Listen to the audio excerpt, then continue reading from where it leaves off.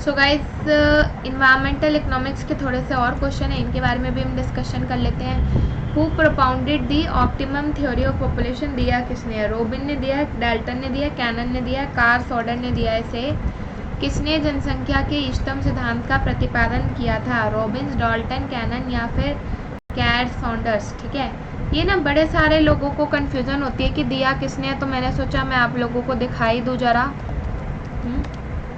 Optimum theory, let me show you.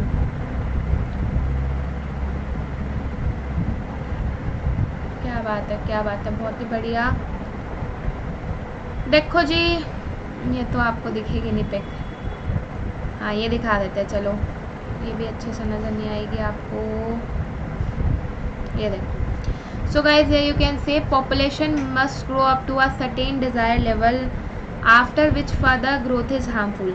और ये theory दी है, कैनन ने दिया, अगर हमारा एक लेवल तक, देखो इन्होंने क्या बोला, इन्होंने बोला अगर आप एक लेवल तक पॉपुलेशन को बढ़ाने की कोशिश करेंगे, ठीक है, यहाँ तक आपने कर दिया, ये हमारी ऑप्टिमम पॉपुलेशन है। अब ऑप्टिमम से आगे जैसे ही जाओगे ना, ऑप्टिमम का मतलब क्या होता है? बेस्ट।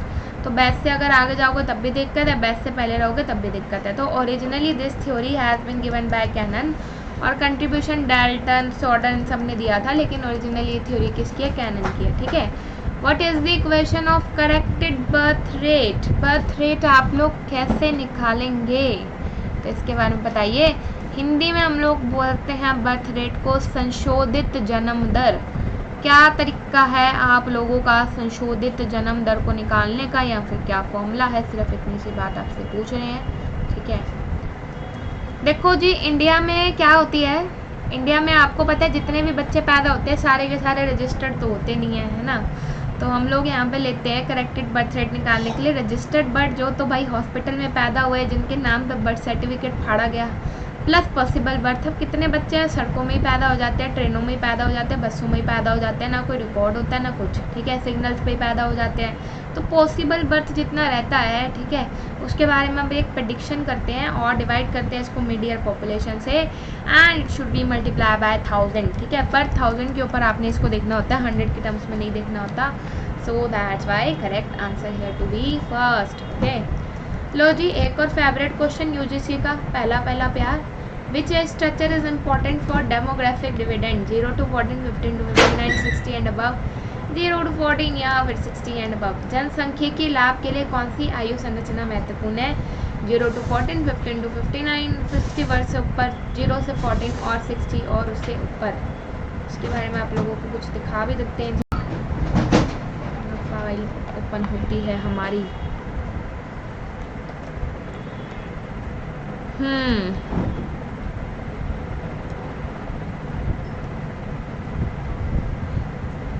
ठीक है, बहुत ही बढ़िया, आंसर्स हमारे पास आना शुरू हो गए हैं। ओके,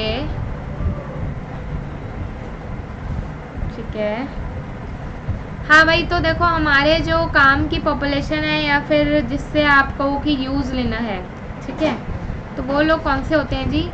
वो लोग आप लोगों के रहेंगे जितने भी हमारी इंडिपेंडेंट पॉपुलेशन है। अब इंडिपेंडेंट पॉपुलेशन अगर मैं कॉमन सेंस के हिसाब से भी कहूँ कि इंडिपेंडेंट पॉपुलेशन कौन सी है, इंडिपेंडेंट पॉपुलेशन है जो 15 से 59 ईयर्स के हैं, क्योंकि इनके शरीरों में इतनी शक्ति है कि अपने लिए कमा सकते हैं, और साथ ही साथ ये लोग क्या कर सकते हैं, साथ ही साथ ये लोग फ्यूचर के लिए सेविंग भी अपना ये कर सकते हैं। तो इनको किसी के ऊपर डिपेंडेंट होने का जो है, आप लगा लीजिए कि डिपेंडेंट ये लोग नहीं होते बिल्कुल भी।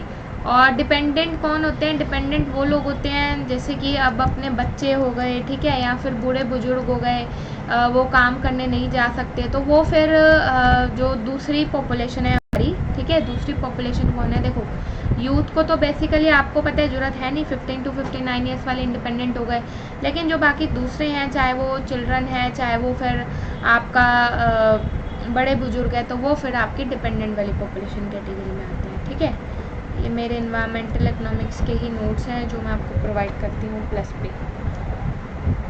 Okay, so guys we have next question आप लोगों की स्क्रीन के ऊपर।